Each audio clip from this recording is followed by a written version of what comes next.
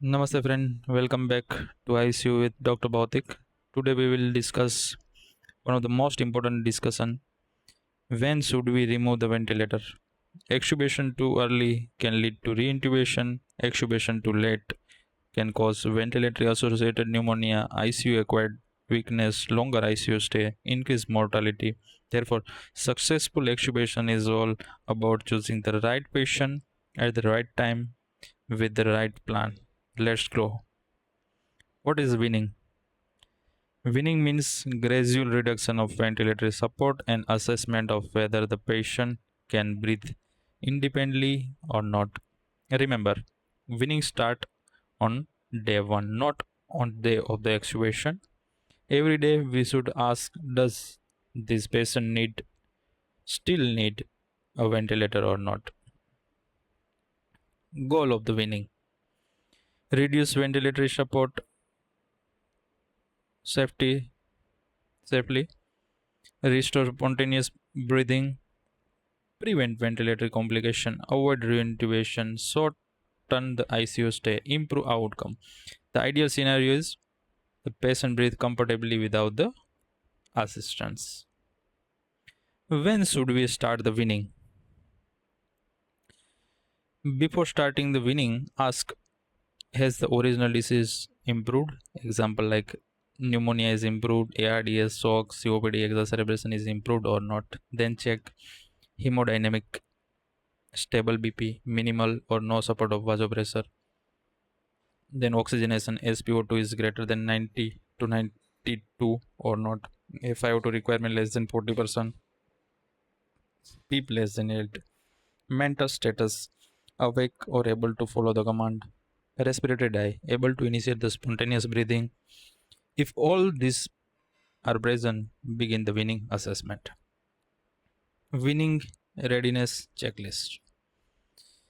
Uh, Before spontaneous breath trial confirm, cause of respiratory failure is improved. Check for stable thermodynamic, adequate oxygenation, acceptable acid base status, no excessive secretion, effective coughing, good airway protection, adequate mental status. These checklists prevent the premature extubation. Now come to the physiology criteria. Common target: respiratory rate should be less than 30, tidal volume more than 5 ml per kg, minute ventilation 5 to 15 liter per minute, SpO2 above 90, pH should be 7.3 or more. No worsening hypercapnia. This value suggests readiness for the spontaneous breathing. Now come to the spontaneous breath trial, SBT. The most important test before the extubation. Purpose of this test: the patient not on the ventilator. Purpose is to test the patient.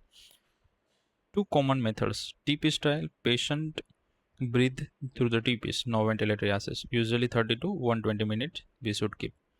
Then second, or we should put on the pressure support trial, like 5 to 7 centimeter H2 pressure support with PEEP, 5 centimeter H2, duration 30 to 120 minutes.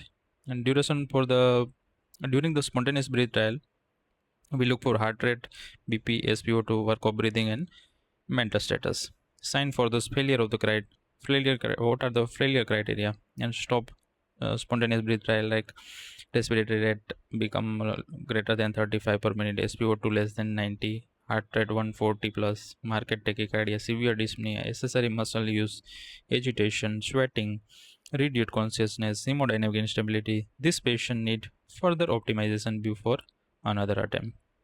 One another index is rapid shallow breathing, RSBI formula. Is like one of the most useful bedside tool. Formula is like respiratory rate divided by tidal volume. Example, respiratory rate 20, tidal volume 0.4 liter. So it's 50, but it's excellent. Interpretation is like RSBI should be less than 105 is predict the successful weaning. RSBI is more than 105 is high risk for failure. Remember, RSBI is a guide, not a extubation order. Now extubation readiness. How to check?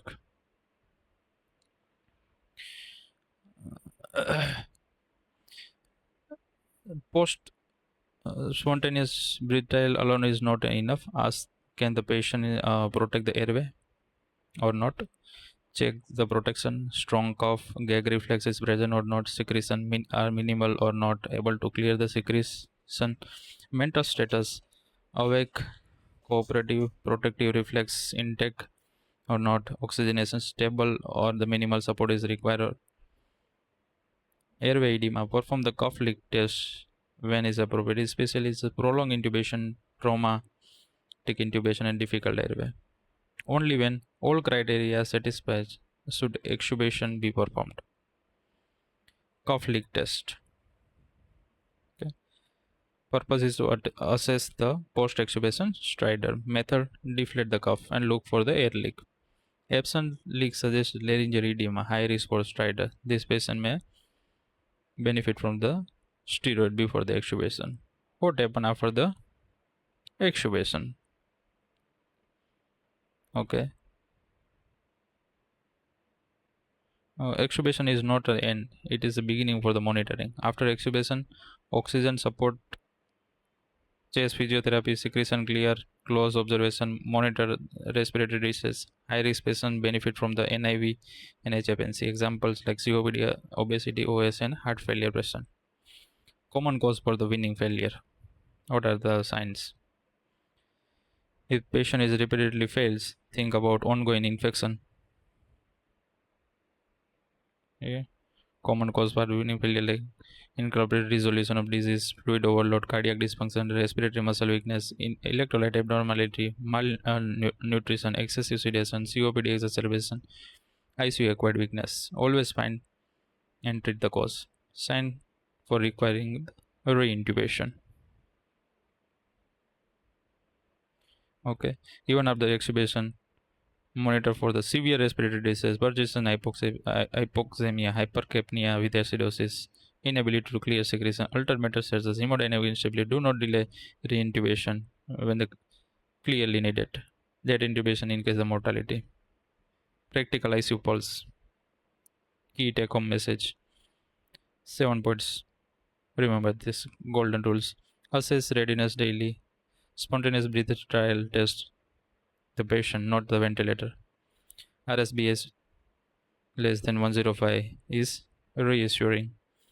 Passing the spontaneous breath trial alone is not enough. Always assess the airway protection. Use HFNC and IV in selected high risk patient and reintubation early if necessary. Successful extubation depend on the right patient at the right time and right preparation. Remember, assess optimization, test extubation and supports. Ventilator regulation is a team effort, not individual efforts. It depend on doctor, nurse, respiratory therapists, and physiotherapists. When done correctly, the weaning save the lung and extubation save the lives. Thank you. I am Dr. Bhautik. Congratulations, you have completed your mechanical ventilator masterclass. See you in the next ICU education series. Thank you.